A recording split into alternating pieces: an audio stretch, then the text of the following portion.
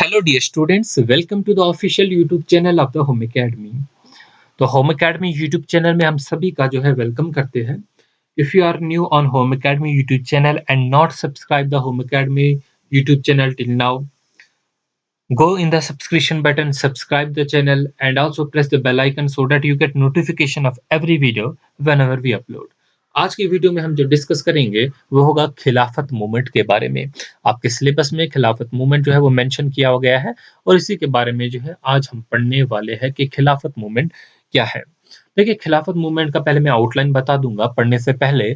तो ये 1919 से स्टार्ट होती है और 1924 तक जो है रहती है। उसके बाद जो है खिलाफत मूवमेंट बंद हो जाती है। क्या वजह थी वो भी हम जानेंगे।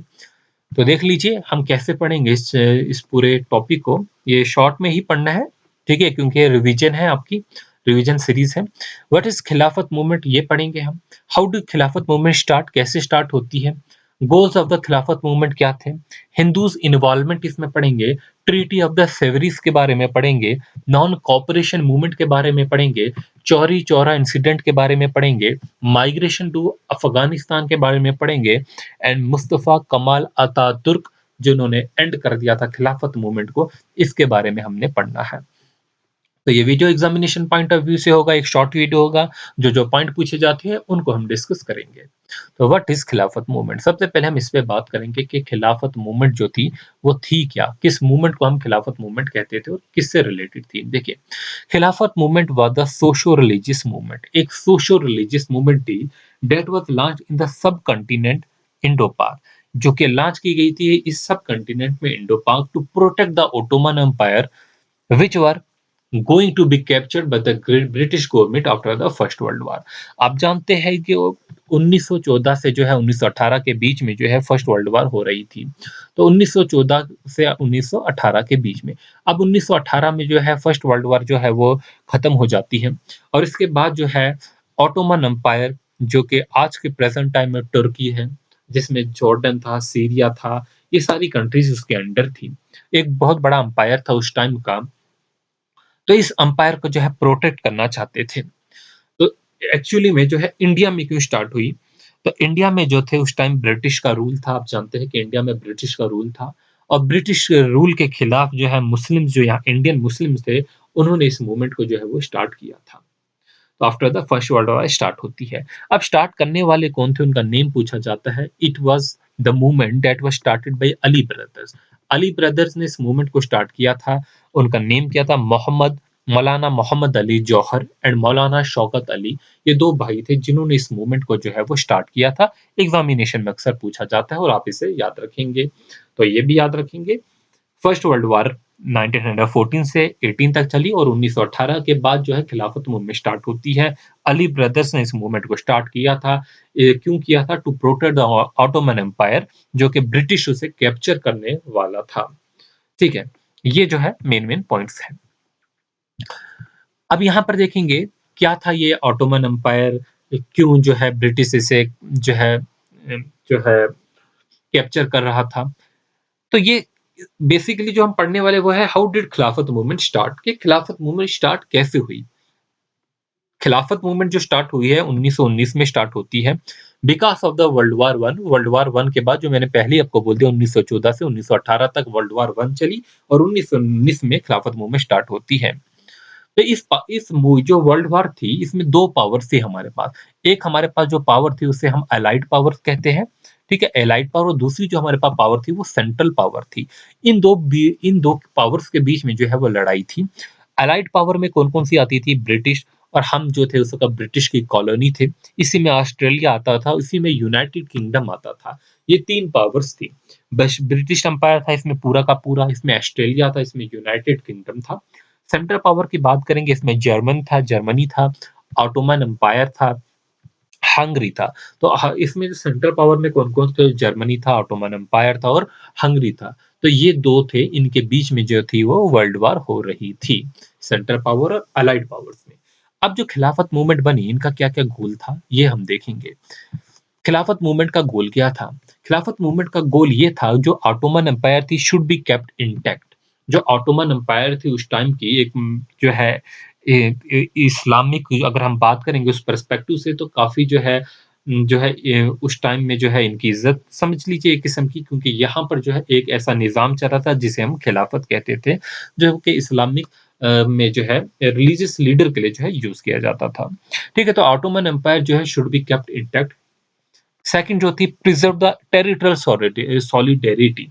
तो यहाँ की जो है टेरिटोरियल सॉलिडेरिटी की प्रिजर्वेशन की बात की गई थी, और यहाँ पर जो कुछ होली प्लेसेस थी, ठीक है, अब जैसे कि सीरिया है, इसमें था हमारे पास, जॉर्डन था, तो टर्की था, तो इसमें जो है कुछ मुस्लिम्स की होली प्लेसेस थी। Control of the Holi places जो थी वो नॉन मुस्लिम्स को नहीं दे सकते थे। तो ये 3 बातों पे जो है इनके खिलाफत मूवमेंट के जो है वो गोल थे। पहला, ऑटोमन एम्पायर को इंटैक्ट रखेंगे, इसकी टेरिटोरियल सॉलिडेरिटी की जो है प्रोटेक्ट प्रिजर्वेशन की बात की गई, और तीसरा जो होली प्लेसेस है उस पे जो है मुस्लिम्स होली प्लेसेस को जो है कंट्रोल हम नॉन मुस्लिम्स को नहीं दे सकते। चलिए, तो इसमें जो थी गांधी जी की भी जो है वो इन्वॉल्वमेंट थी, जो है इंडिया में जो थी उस टाइम जो थी, ठीक है, 2 ही जो है मेजर रिलीजन यहाँ पर थे, ठीक है? एक जो है हिंदूज़ और मुस्लिम्स जो थे उस टाइम थे, ठीक है? बाकी भी थे, बट जो है मेजर की बात करेंगे। तो इसमें जो थे गांधी जी जो थे, उन्होंने इस मूवमेंट को जो है वो सपोर्ट किया था। तो हम यहाँ पर बात करेंगे कि Gandhi ji supported the movement. Gandhi ji ने इस मूवमेंट को सपोर्ट किया फॉर द शॉर्ट पीरियड, ये याद रखेंगे, शॉर्ट पीरियड ऑफ टाइम में, क्योंकि जो ब्रिटिश जो थे उन्होंने जो है इस मूवमेंट को जो है क्रश करने की भी जो है कोशिश की। बट क्या होता है कि ब्रिटिश ने जो है they started aggressive approach to the movement, तो इनके खिलाफ जो है एक एग्रेसिव अप्रोच जो है वो स्टार्ट कर दी गई इस मूवमेंट के खिलाफ, जो है ब्रिटिश ने इंडिया में यहाँ पर जो है एग्रेसिव अप्रोच जो है स्टार्ट की गई कि, और गांधी जी ने जो है शॉर्ट पीरियड ऑफ टाइम के लिए जो है इस मूवमेंट को जो है वो सपोर्ट भी किया। ठीक है, अब यहाँ पर जो है एक ट्रीटी होती है जिसे ट्रीटी ऑफ द सेवरीज कहते हैं। ये देखेंगे, ट्रीटी ऑफ द सेवरीज 1920 में की गई है। So it was decided by the treaty of the Sevres that allies can occupy any part of the Turkey at will. तो इसमें ये कहा गया कि जो allies थी, मतलब जो allies पावर थी सेंट्रल, और हमने देखी पीछे 2 पावर्स अलाइड, तो अलाइड वाले इसमें थे, वो जो है टर्की का कोई भी पार्ट जो है वो अपनी मर्ज़ी से जो है उसे ऑक्युपाई कर सकते हैं। और इसी तरीके से जो है new state of the America जो है वो एस्टेब्लिश की गई, and Syria, Iraq and Jordan जो है वो एस्टेब्लिश्ड कर दिए गए हैं। New state of Armenia, Armenia की न्यू स्टेट, ठीक है, वो एस्टेब्लिश कर दी गई है। सीरिया की, और इराक की, और जॉर्डन की, जो कि एक टाइम में जो है ये सीरिया, इराक, जॉर्डन जो है इसी का जो है ऑटोमन एम्पायर का ही पार्ट रहता था। इन सारों को जो है वो नई-नई स्टेटें जो है इसे एस्टेब्लिश कर दी गई ऑटोमन एम्पायर को तोड़कर। सब Muslim were not happy over this treaty and development in Turkey. तो मुस्लिम जो थे वो इससे हैप्पी नहीं थे, इससे जो है वो काफ़ी मायूस थे, क्योंकि ये जो टर्की में हुआ। तो अब इसमें यहाँ पर जो है नॉन कॉपरेशन मूवमेंट जो है गांधी जी ने स्टार्ट की थी, स्टार्टेड बाय गांधी जी 1920 में स्टार्ट की, 1922 तक जो है ये, और उसके बाद ये मूवमेंट भी सक्सेसफुल नहीं हुई। तो गांधी जी ने जो ये मूवमेंट स्टार्ट की, नॉन कॉपरेशन मूवमेंट जो है वो स्टार्ट की थी, ठीक है। अब ये जो है किस मकसद से स्टार्ट की थी, इन्होंने ये कहा कि हम ब्रिटिश जो रूल है इंडिया में, ब्रिटिश रूल जो है इंडिया में, हम इसका जो है वो रेज़िस्ट करेंगे, इस रूल को रेज़िस्ट करेंगे, इसके खिलाफ लड़ेंगे, बट जो तरीका होगा वो नॉन वायलेंस होगा, ठीक है? हम वायलेंस नहीं करेंगे।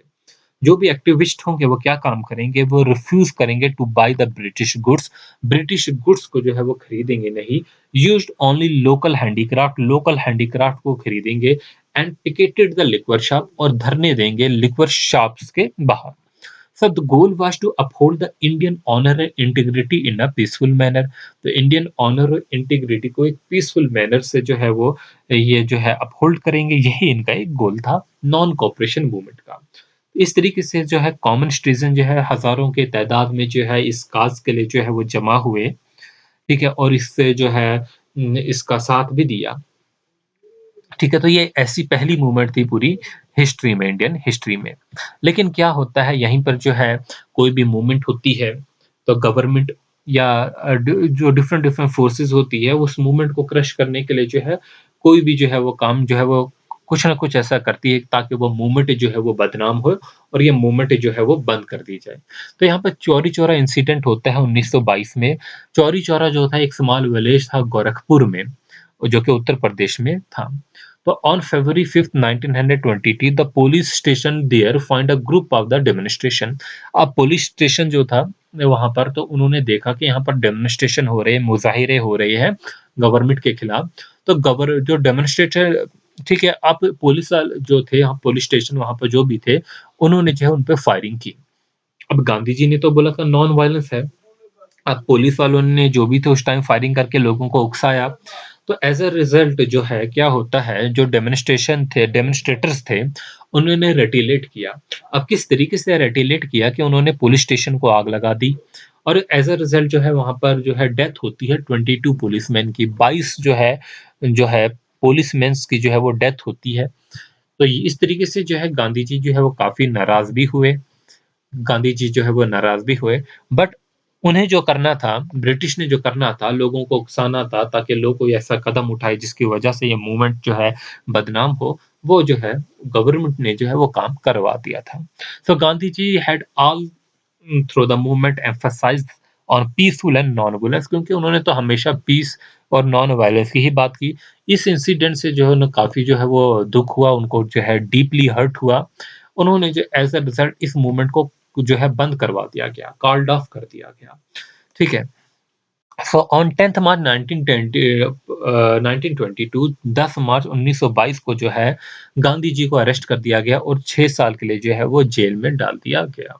ठीक है? तो ये बात याद रखेंगे। फिर जो है यहाँ पर माइग्रेशन होती है अफ़गानिस्तान की तरफ, ये माइग्रेशन है। ठीक है? स्पेलिंग है। देखिए माइग्रेशन को जो है उर्दू में अगर हम बात करेंगे तो हिजरत बोला जाता है। इसे हिजरत मूवमेंट भी कहा गया। द हिजरत movement made the Muslim disillusioned with the खिलाफत मूवमेंट। तो काफ़ी जो है मतलब ये डिसइल्यूजन्ड हो गए। ठीक है, एक किस्म से हम बोल सकते हैं मायूस हो गए खिलाफत मूवमेंट से due to the declaration of India as Darul Harb, क्योंकि इंडिया को डिक्लेयर कर दिया गया था दारुल हरब। क्या होता है, लार्ज नंबर ऑफ मुस्लिम जो है वो माइग्रेट करते हैं from the Sindh province, from the north western frontier province से अफ़गानिस्तान की तरफ जो है ये मूव करने लगते हैं। लेकिन जो अफ़गान अथॉरिटी है वो इन्हें अलाउ नहीं करती है कि वो इनका बॉर्डर क्रॉस करे। After this tragic event, those who had advocated the हिजरत movement came to realize their mistake। तो ऐसे लोग जो जो जो ये उस वक़्त हिजरत मूवमेंट के लिए जिन्होंने आवाज़ दी होगी, तो उनको जो है अपनी गलती का एहसास होता है, जिस वजह से पता चलता है ये हिजरत मूवमेंट जो है वो फ़ेल हो चुकी है। फिर जो है लास्ट में हम देखेंगे कि कैसे जो है खिलाफत मूवमेंट का जो है एंड होता है 1924 में। अब यहीं पर जो है 1924 में जो है कमल अतातुर्क जो थे, याद रखेंगे नाम कमल अतातुर्क जो थे, इन्होंने जो है गवर्नमेंट बना दी 1924 में टर्की में। और ये जो गवर्नमेंट थी ये डेमोक्रेटिक बेसिस पे जो है वो गवर्नमेंट थी।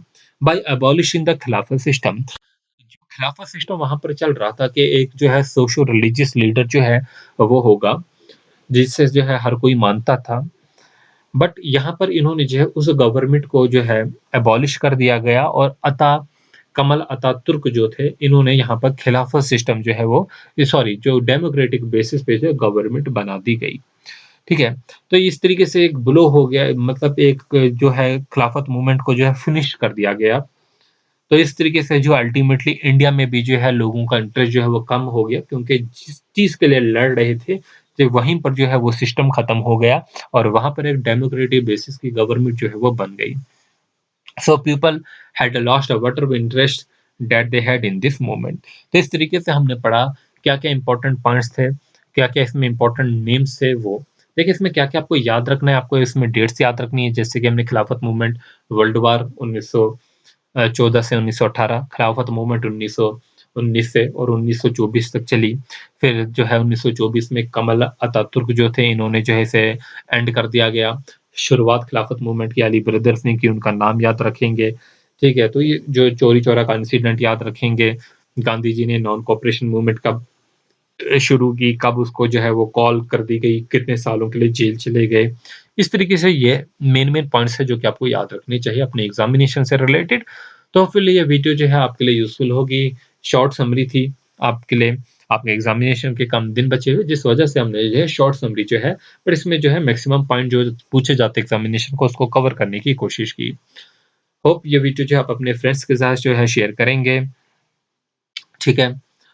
शेयर करेंगे अपने फ्रेंड्स के साथ। ताकि हम मोटिवेट हो और भी जो है अच्छी-अच्छी वीडियोज़ जो है आपके लिए लेके आएँ। अपना जो है फीडबैक ज़रूर हमें जो है कमेंट सेक्शन में दिया करें, ताकि जो है हम जो भी कमियाँ होगी उसे दूर करने की जो है वो कोशिश करेंगे। जब आप बताएँगे नहीं तो हमें पता कैसे चलेगा? और हमारे सोशल मीडिया अकाउंट में जॉइन कीजिए। फेसबुक है, इंस्टाग्राम है, टेलीग्राम है, जहाँ पे हम क्विज़ेज़ कराते रहते हैं। तो वहाँ पर आप जॉइन ज़रूर कीजिए। Thanks for watching, all the best.